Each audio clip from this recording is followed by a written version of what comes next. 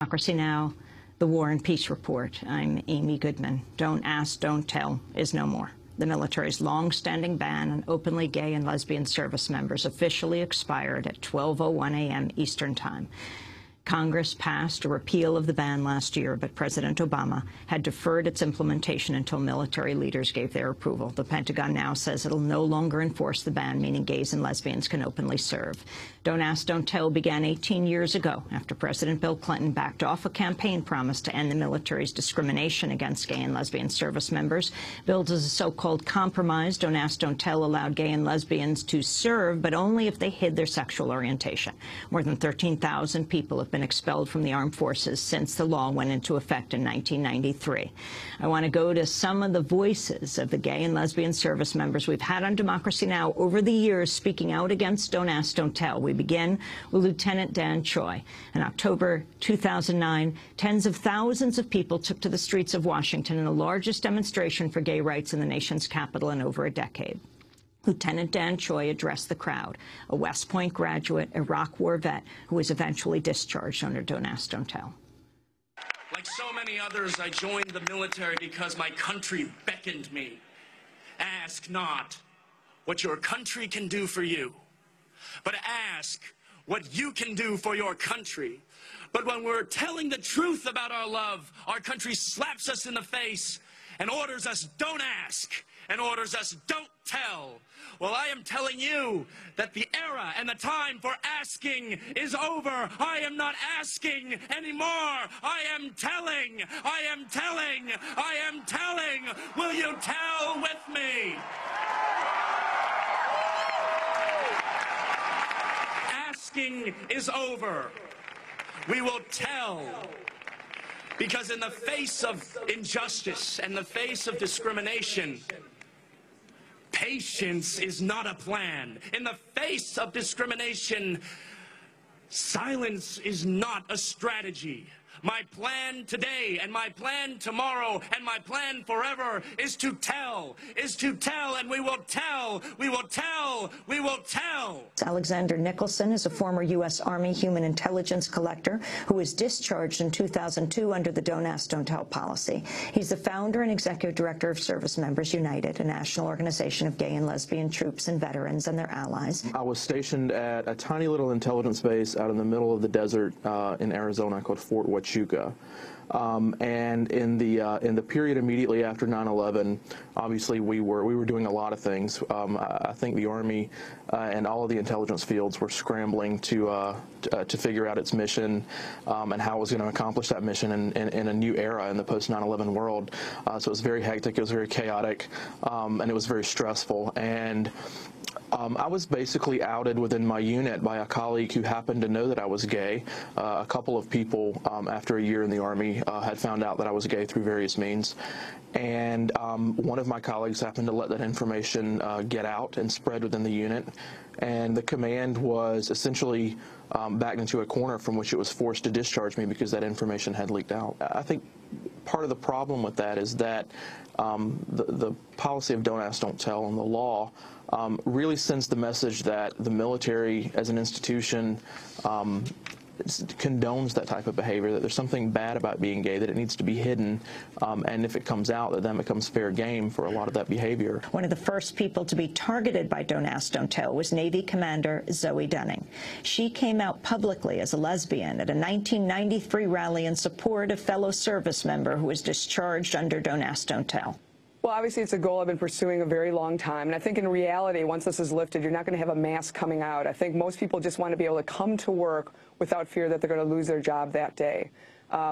When I was at a press conference immediately following the decision and the interviews were ending, a young man walked up to me and he shook my hand and he looked me in the eye with tears in his eyes and he said, "Thank you." He introduced himself. He's an Air Force airman, has been serving for 11 years. Has done 3 tours in Iraq and Afghanistan, and he just gave me a great big bear hug and cried in my shoulder and said in my ear over and over again, "Thank you, thank you, thank you." And that's who we did this fight for. It's for those young service members who are putting their lives on the line overseas and making sure that we are respecting them and allowing them to serve without fear of losing their career for no other reason than their sexual orientation, which has absolutely no impact on their ability to do the job.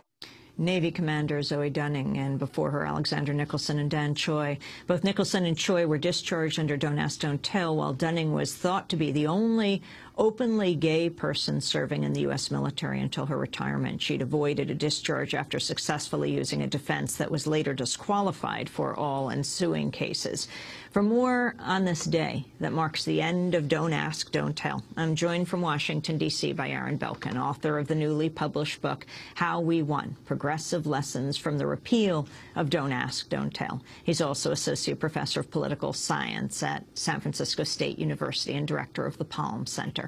Aaron, welcome to Democracy Now! The significance of this day. It's a big day. The first soldier fired for being gay was 233 years ago, drummed out of the Continental Army in 1778 for sodomy. It's taken more than 2 centuries to get to today, and it's a big win for the troops, but more importantly, a big win for the country.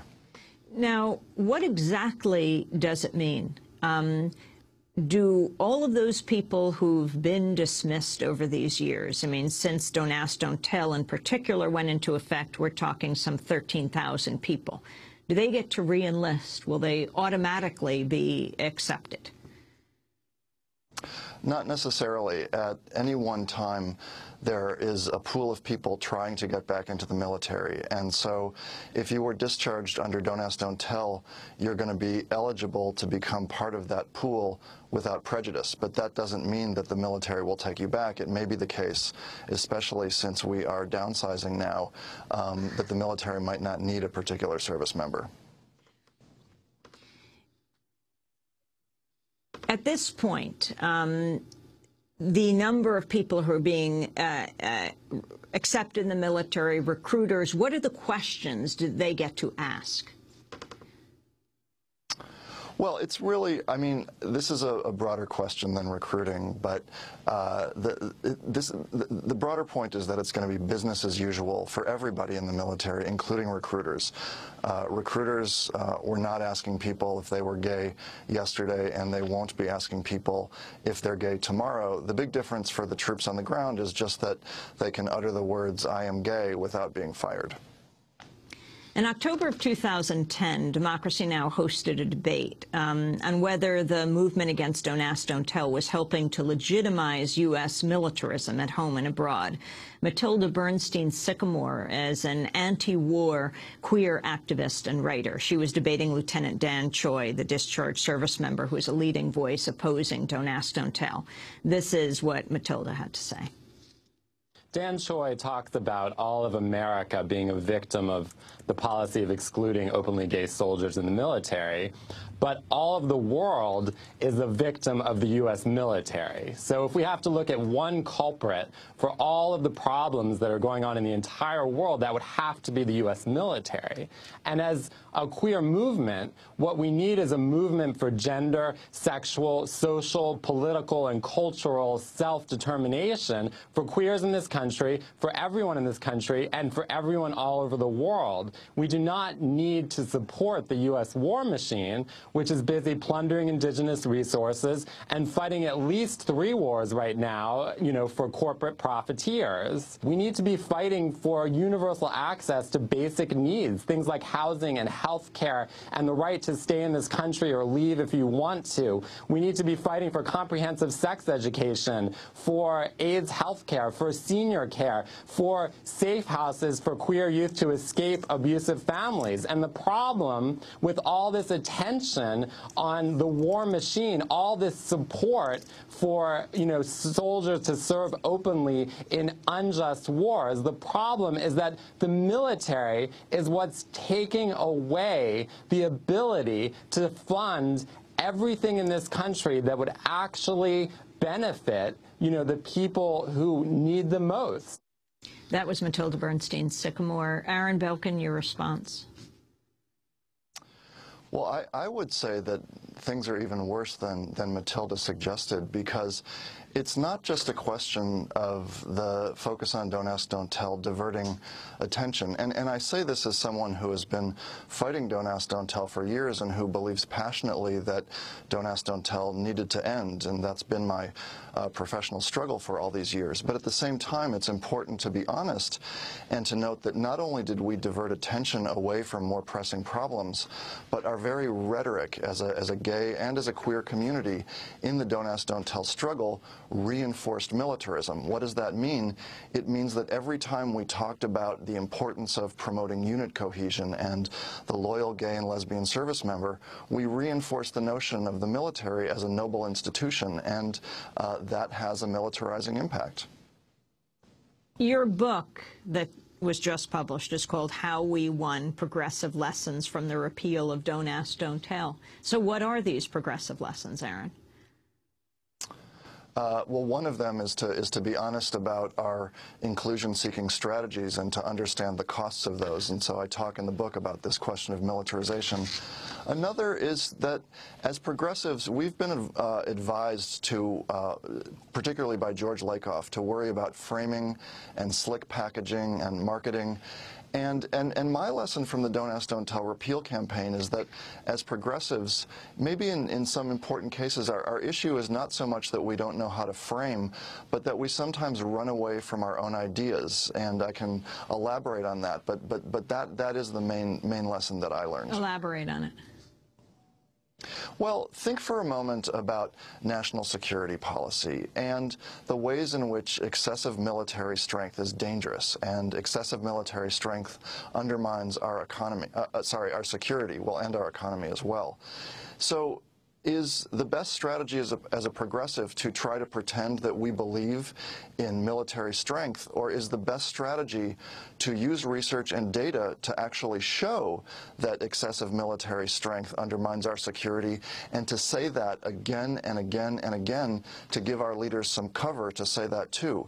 In the Don't Ask, Don't Tell debate, we didn't go about trying to invent some new frame or some slick packaging. We just looked at the conservatives, frankly, at the conservatives' lies, the idea that gay troops hurt the military, and we used research and data again and again and again to show that's not true. You have spent a long time looking at Don't Ask, Don't Tell.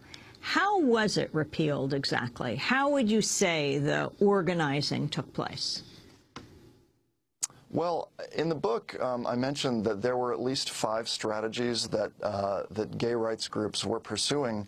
I don't think any single strategy was decisive, but it was a combination of incredible protest and direct action by people like Dan Choi, who you had earlier in your segment, grassroots organizing out in moderate swing states, litigation, insider lobbying here in Washington, and then a public education component that we had to convince the American people and the military that repeal would not harm the armed forces. That's that kind of double-edged argument that reinforced militarism but also led to the dismantling of Don't Ask, Don't Tell. And what ultimately, Aaron Belkin, do you think was the tipping point when it changed? And what has President Clinton, under whose reign this all went down, Don't Ask, Don't Tell was instituted, what has he had to say about this? I haven't heard President Clinton say anything recently, though I'm sure that, based on his earlier remarks, he's happy today. He was no fan of Don't Ask, Don't Tell. His hand was really forced, and I would bet, I mean, he of course has to speak for himself, but I would bet that he's very proud of President Obama today. As for the tipping point, it's hard to point to any one moment, but there were a few critical steps along the way. Breaking the news that Arabic linguists were fired for being gay, I think, helped illustrate to the public the stakes of discrimination. When former chairman of the Joint Chiefs of Staff, John Shalikashvili, published an op-ed in the New York Times saying that as the top officer in the military, he was wrong about Don't Ask, Don't Tell, that was profound. And then when Admiral Mike Mullen said last year that Don't Ask, Don't Tell undermines our values, I think that was the last nail in the coffin. If Republicans were to win in 2012 the presidency, could Don't Ask, Don't Tell be reinstituted? Well, I mean, many people have had this conversation. I think that would be the least of our problems, but in theory, they could, although in practice it would be very difficult, even for the most extreme Republican like Rick Perry, to do so. The issue is political because about 3/4 of the country, including a majority of Republicans, favor repeal. And it's also operational because how are you going to force people to go back in the closet? You know, George Bush tried to get rid of a Clinton-era executive order mandating non-discrimination in the civilian sector of the government, and he couldn't get away with it because it would have looked too mean-spirited. So the Republicans can try, and in theory they could succeed, but I think we're safe. Aaron Belkin, I want to thank you very much for being with us, Associate Professor of Political Science at San Francisco State University, Director of the Palm Center, author of the new book, How We Won, Progressive Lessons from the Repeal of Don't Ask, Don't Tell. This is Democracy Now!, democracynow.org, The War and